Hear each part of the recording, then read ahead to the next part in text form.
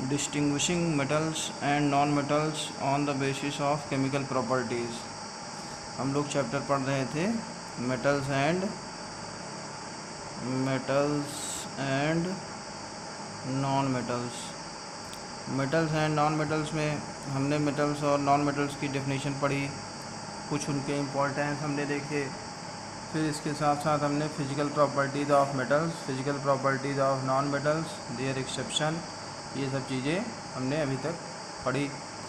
अब आगे आपको देखिए, आपने जब फिजिकल प्रॉपर्टीज़ पढ़ी मेटल्स की और नॉन मेटल्स की, तो आपने देखा कि इन जनरल मेटल्स और नॉन मेटल्स की फिजिकल प्रॉपर्टीज़ डिफरेंट हैं, लेकिन उन प्रॉपर्टीज़ में भी कुछ एक्सेप्शन हैं।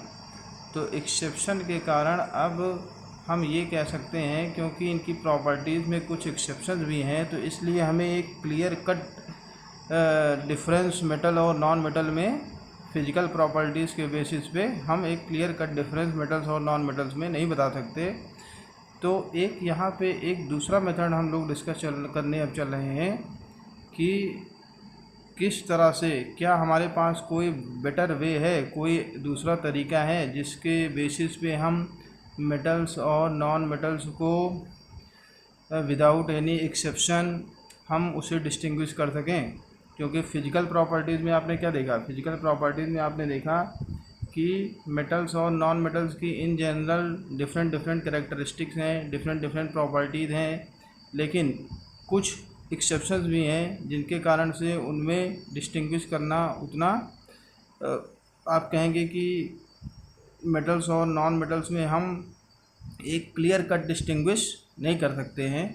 तो हम लोग अब यहाँ पे एक दूसरा मेथड पढ़ेंगे, एक अनदर मेथड पढ़ेंगे, और फिर हम देखेंगे कि किस तरह से हम मेटल्स और नॉन मेटल्स को डिस्टिंग्विश कर सकते हैं इन a better way.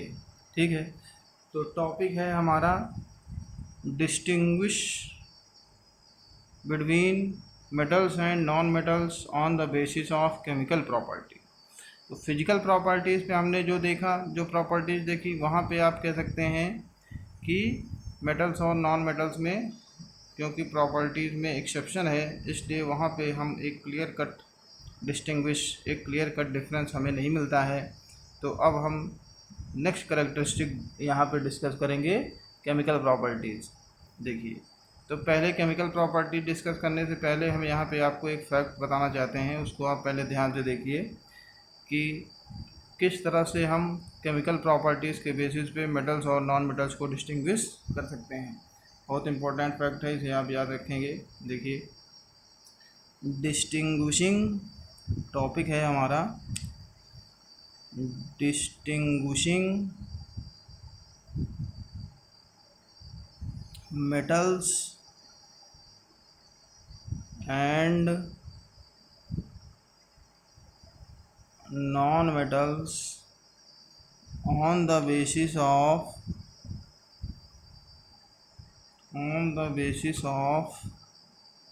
chemical properties, on the basis of chemical properties. अभी तक हम क्या देख रहे थे, फिजिकल प्रॉपर्टीज़। अब हम केमिकल प्रॉपर्टीज़ देखेंगे, केमिकल प्रॉपर्टीज़।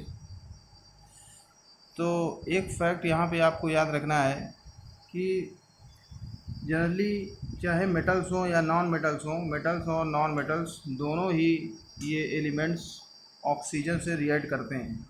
दोनों ही एलिमेंट्स ऑक्सीजन से रिएक्ट करके ऑक्साइड्स फॉर्म करते हैं। मेटल ऑक्सीजन से रिएक्ट करता है, मेटल ऑक्साइड फॉर्म करता है। नॉन मेटल ऑक्सीजन से रिएक्ट करके नॉन मेटल ऑक्साइड फॉर्म करता है।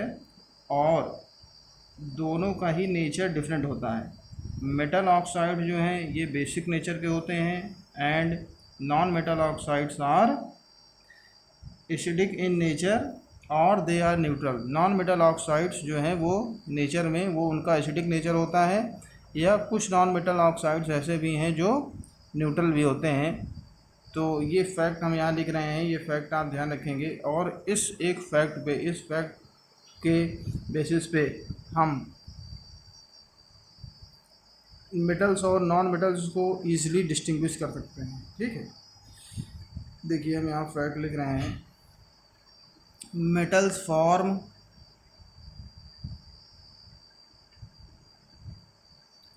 metals form oxides. metals form oxides. Oxide कैसे फॉर्म करेगा? ऑक्सीजन से रिएक्ट करके। आपको अभी हमने बताया कि मेटल और नॉन मेटल दोनों ही ये एलिमेंट्स ऑक्सीजन से रिएक्शन करते हैं और ऑक्सीजन से रिएक्ट करके क्या फॉर्म करते हैं? ऑक्साइड्स। मेटल रिएक्ट करके मेटल ऑक्साइड बनाता है, नॉन मेटल रिएक्ट करके ऑक्सीजन से नॉन मेटल ऑक्साइड फॉर्म करता है। और दोनों का नेचर क्योंकि डिफरेंट होता है, इसलिए ये एक हमारे पास एक बेटर मेथड है मेटल्स और नॉन मेटल्स को डिस्टिंग्विश करने का। metals form oxides which are basic in nature. metals form oxides which are acid base chapter आप पढ़ चुके हैं।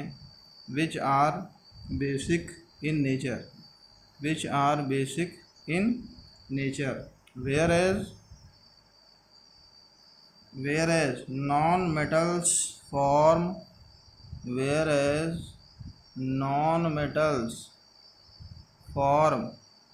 ऑक्साइड्स। नॉन मेटल भी ऑक्साइड फॉर्म करते हैं, but non metal form oxides which are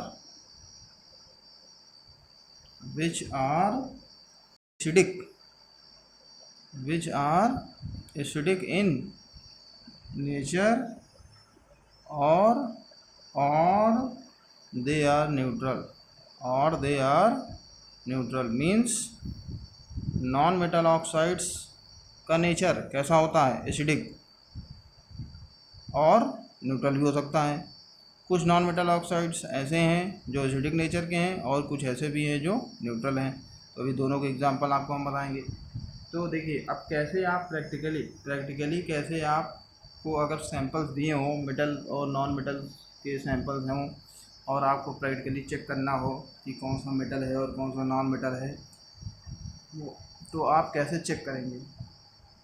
तो यहाँ पे हम एक एक्सपेरिमेंट डिस्कस कर रहे हैं, एक एक्टिविटी यहाँ पे हम डिस्कस कर रहे हैं। ध्यान से इसको आप लोग देखिएगा।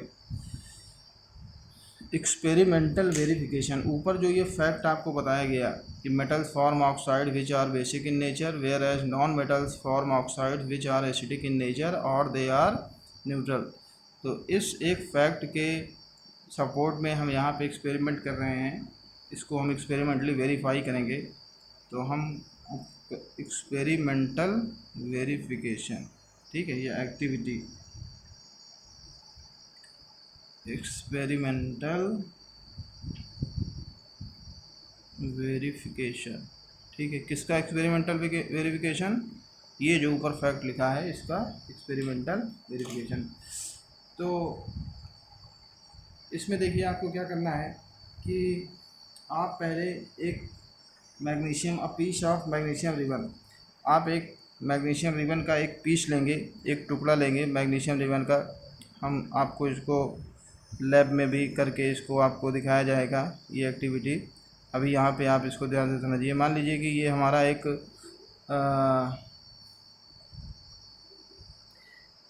ये मैग्नीशियम रिबन है, ठीक है। और इस मैग्नीशियम रिबन को हमें क्या करना है? बंद करना है। तो जब हम मैग्नीशियम रिबन को बंद करेंगे तो बर्निंग का मतलब हुआ कि ये मैग्नीशियम रिबन ऑक्सीजन से रिएक्ट करेगा। पीछे भी बार बार आपको बताया गया है कि oxygen is supporter of combustion. तो कोई भी सब्सटेंस जब बंद करता है तो इसका मतलब वो क्या करता है? ऑक्सीजन से रिएक्ट करता है। तो ये मैग्नीशियम रिबन है और इस मैग्नीशियम रिबन को हम बर्नर की हेल्प से इसे बंद करेंगे। तो मान लीजिए कि ये हमारा एक ये बर्नर है, ठीक है। बर्नर को हम ऐसे टिल्ट करके बना रहे हैं। ये हमारा एक बर्नर है और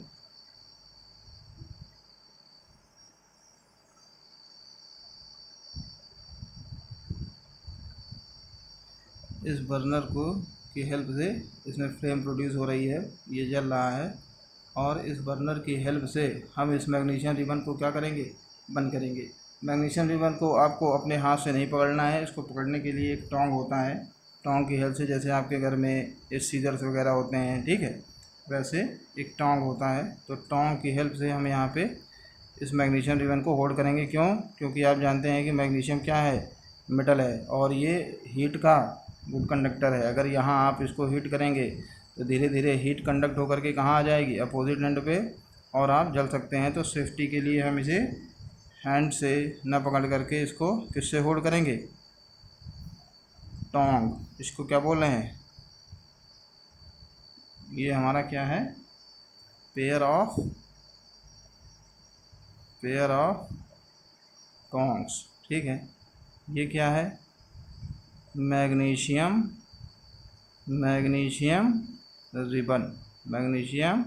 रिबन, ये हमारा है बर्नर। अब देखिए, और यहाँ पे जब ये आपको देखिए क्या ऑब्जर्वेशन मिलेगा, जब आप मैग्नीशियम रिबन को बंद करेंगे तो ये मैग्नीशियम रिबन धीरे धीरे इसका टेम्परेचर राइज होगा, और इसका टेम्परेचर इसके इग्निशन टेम्परेचर के जब इक्वल हो जाएगा तो ये रिबन क्या करने लगेगा, बंद करने लगेगा। और बंद जब ये करेगा तो आपको वाइट डैजलिंग लाइट अपीयर होगी। It Burns with when magnesium ribbon is burned in air, it produces white dazzling light. एक बहुत ही चमकदार डैजलिंग लाइट प्रोड्यूस होगी, जैसा कि आप वेल्डिंग वगैरह में देखते हैं जैसी लाइट प्रोड्यूस होती है उस तरह से लाइट यहाँ प्रोड्यूस होगी।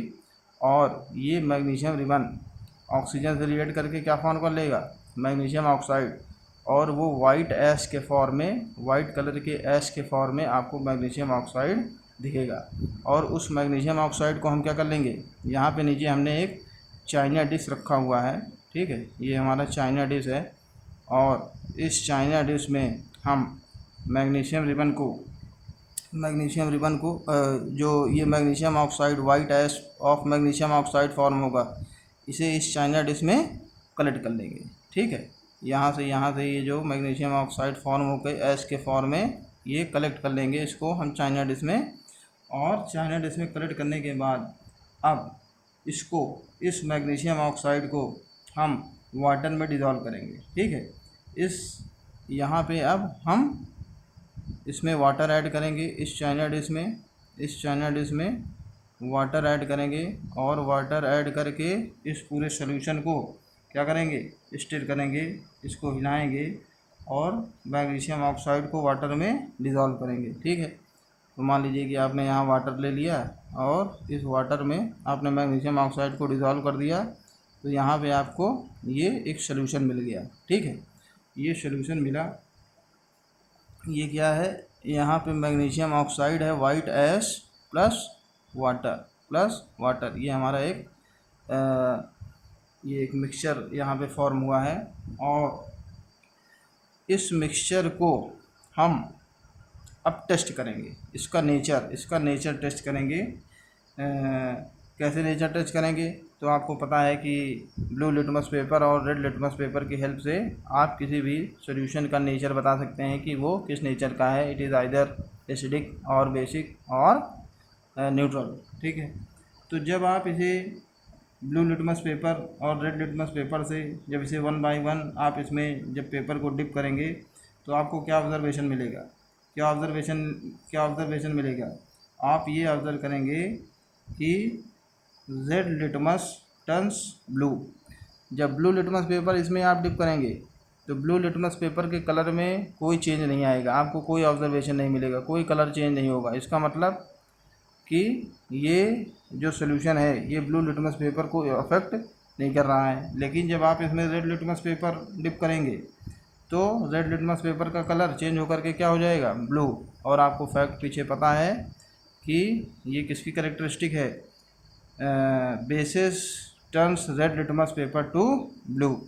जो बेसिस होते हैं ये रेड लिटमस पेपर को ब्लू में कन्वर्ट कर देते हैं।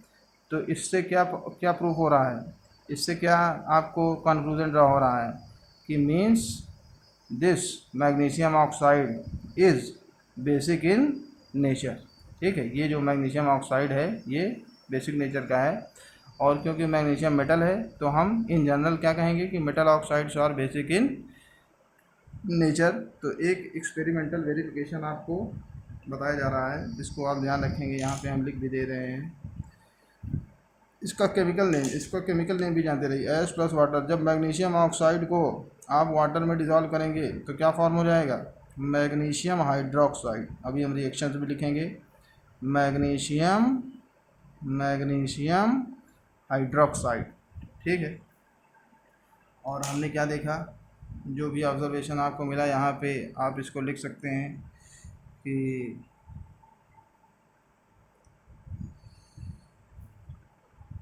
when red litmus paper when red litmus paper is dipped dipped in the above solution, it turns blue जब रेड लिटमस पेपर को आपने अबव सोल्यूशन में, इस सोल्यूशन में जब डिप किया तो ये कैसा हो गया, इट टर्न्स ब्लू। इससे कंक्लूजन क्या रहा हुआ, this shows that magnesium oxide is basic in nature. This shows that magnesium oxide is basic in nature. ठीक है, this shows that magnesium oxide is basic in nature. तो ये एक activity है जिसमें आप मेटल ऑक्साइड्स को प्रूव कर सकते हैं, कि आप एक्सपेरिमेंटली वेरीफाई कर सकते हैं कि हाँ मेटल ऑक्साइड्स बेसिक नेचर के होते हैं। अब इसी तरह से हम नॉन मेटल ऑक्साइड्स को भी टेस्ट कर सकते हैं। देखिए नॉन मेटल ऑक्साइड्स के लिए आपको कैसा अरेंजमेंट करना है, आपको कौन कौन से ऑपरेटर्स चाहिए। तो एक हमारा नॉन मेटल है सल्फ़र। ठीक है, सल्फ़र को हम एक आपका इंस्ट्रूमेंट होता है, एक आपका ऑपरेटर होता है जिसको हम बोलते हैं स्पैटुला मतलब जैसे आपने स्पून देखा है, तो स्पून का हैंडल जो है ये थोड़ा सा शॉर्ट हैंडल होता है, लेकिन ये एक ऐसा ऑपरेटर है जिसका हैंडल बहुत ही लॉन्ग हैंडल होता है और ये लॉन्ग हैंडल्ड एक स्पून है जिसे हम क्या बोल रहे हैं, इसका क्या नेम है, स्पैटुला। क्या नेम है, स्पैटुला। ठीक है, लिख दे रहे हैं स्पैटुला। ठीक है, लॉन्ग हैंडल्ड एक ये यूटेंसिल है, लॉन्ग हैंडल्ड एक स्पून की तरह का एक कंटेनर है। और इसमें हमने क्या फिल कर दिया है, इसमें हमने क्या ले लिया है, take sulphur in the spatula. ये हमारा सल्फ़र है। ठीक है, और सल्फ़र क्या है, नॉन मेटल। आप सभी जानते हैं सल्फ़र नॉन मेटल है। अब हम इस सल्फ़र को क्या करेंगे, बंद करेंगे। ठीक है, अब जब सल्फ़र को आप बंद करेंगे तो सल्फ़र ऑक्सीजन से रिएक्ट करेगा और क्या फॉर्म करेगा, सल्फ़र डाइऑक्साइड गैस। ठीक है, तो देखिए अगर हम यहाँ पे बर्नर बना रहे हैं, बर्नर की हेल्प से आप इसको हीट करेंगे, सल्फ़र को बंद करेंगे।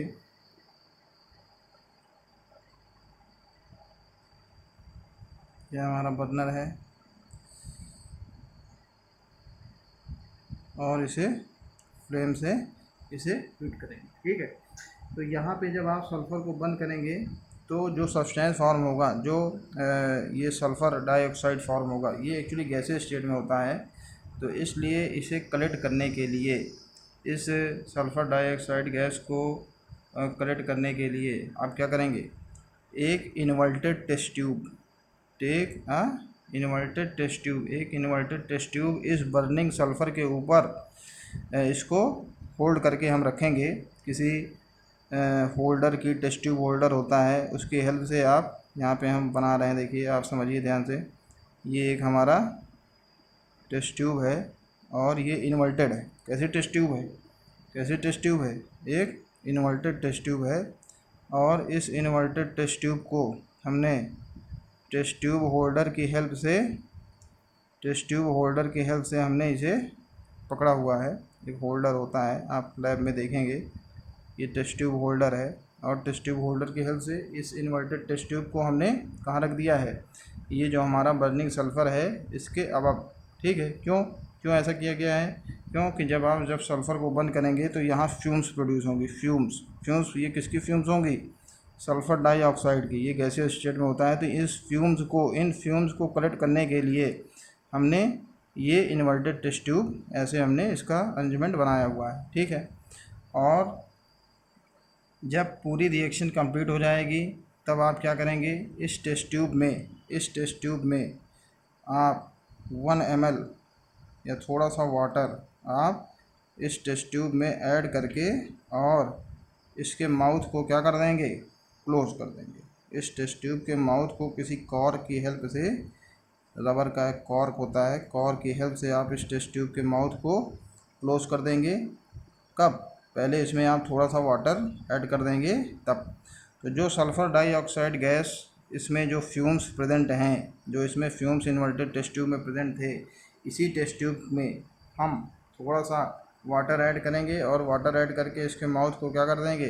क्लोज कर देंगे। ठीक है। तो अब क्या हो जाएगा? ये जो फ्यूम्स प्रेजेंट थी, फ्यूम्स किसकी थी? वो जो फ्यूम्स था वो क्या था? Sulphur dioxide gas. इसमें आपने क्या ऐड कर दिया? वाटर। ठीक है। तो ये आपको एक सोल्यूशन मिल गया। ठीक। अब इस सोल्यूशन को भी हम क्या करेंगे? इस सोल्यूशन को भी हमें क्या करना है?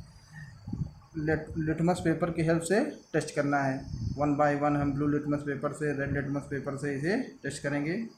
और क्या ऑब्जर्वेशन मिलेगा? पीछे ऑब्जर्वेशन आपको मिल चुका है, उसी पैटर्न पे आप यहाँ पे भी ऑब्जर्वेशन बता सकते हैं अपने आप। ये जो देखिए फ्यूम्स प्लस वाटर है, ये SO2 प्लस वाटर, SO2 और वाटर को जब आप मिक्स करेंगे तो यहाँ पे जो ये सोल्यूशन मिलेगा, यहाँ पे एक एसिड फॉर्म हो जाएगा और उसे बोलते हैं सल्फ्यूरस एसिड। नेम आप जानते रहेंगे, सल्फ्यूरस एसिड। ठीक है। जब आप इस सल्फ़र डाइऑक्साइड गैस को वाटर में डिज़ोल्व करेंगे, इस पूरे टेस्ट ट्यूब को शेक करेंगे तो सल्फ़र डाइऑक्साइड गैस वाटर में डिज़ोल्व हो जाएगी। और डिज़ोल्व होने के बाद क्या फॉर्म हो जाएगा? एक नया सब्सटेंस फॉर्म हो जाएगा। उसे क्या बोलते हैं? Sulphurous acid. क्या बोलेंगे? Sulphuric acid. आपने पढ़ा है, सल्फ्यूरिक नहीं, ये है सल्फ्यूरस एसिड। Sulphurous acid. तो नेम से आपको अपने आप ऑब्जर्वेशन क्लियर हो गया कि यहाँ पे आपको कैसा ऑब्जर्वेशन मिलने वाला है कि it does not turn blue litmus, it does not turn red litmus paper, it does not affect red litmus paper, but it changes blue litmus paper two red. Acid की कैरेक्टरिस्टिक आपको पता है कि acids turn blue litmus paper two red. तो यहाँ पे आपको क्या ऑब्जर्वेशन मिलेगा?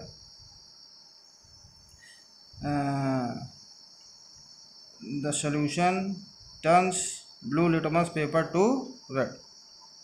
The above solution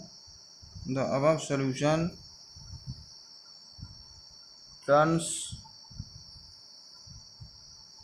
blue litmus paper to red. This shows that, इसका मतलब क्या हुआ? इससे क्या ऑब्जर्वेशन ड्रा हो रहा है, क्या कंक्लूजन इससे ड्रा हो रहा है? This shows that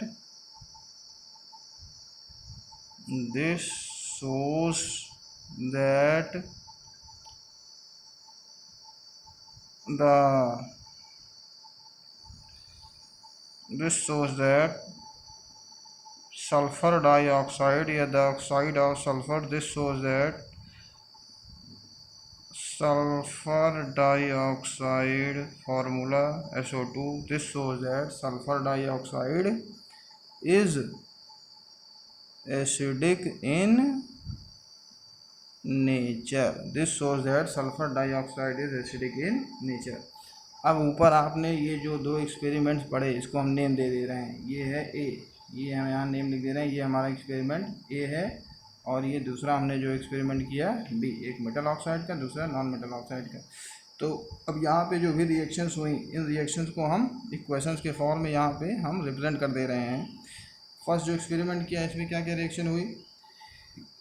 पहले हमारे पास मैग्नीशियम था और मैग्नीशियम ने ऑक्सीजन से रिएक्ट कर लिया। मैग्नीशियम और ऑक्सीजन में रिएक्शन हो गई और क्या फॉर्म हो गया? Magnesium oxide. आप जानते हैं कि रिएक्शन को, केमिकल इक्वेशन को हम हमेशा बैलेंस फॉर्म में लिखते हैं, तो इसे बैलेंस कर लेंगे। 2Mg + O2 = 2MgO। एक रिएक्शन ये होगी। और दूसरी, जब आप मैग्नीशियम ऑक्साइड को वाटर में डिज़ोल्व करेंगे तब देखिए क्या होगा। सेकंड रिएक्शन यहाँ पे आप लिखेंगे MgO + H2O। जब आप इसे वाटर में डिज़ोल्व करेंगे तो मैग्नीशियम हाइड्रोक्साइड फॉर्म हो जाएगा, MgOH और ट्वाइस मैग्नीशियम हाइड्रोक्साइड। नेम हम नहीं लिख रहे हैं, नेम आप जानते हैं बी। सेकंड एक्सपेरिमेंट में देखिए, सेकंड एक्सपेरिमेंट में कैसे रिएक्शन लिखेंगे? Sulphur plus oxygen S + O2 gives SO2, sulphur dioxide. और सेकंड स्टेप क्या है?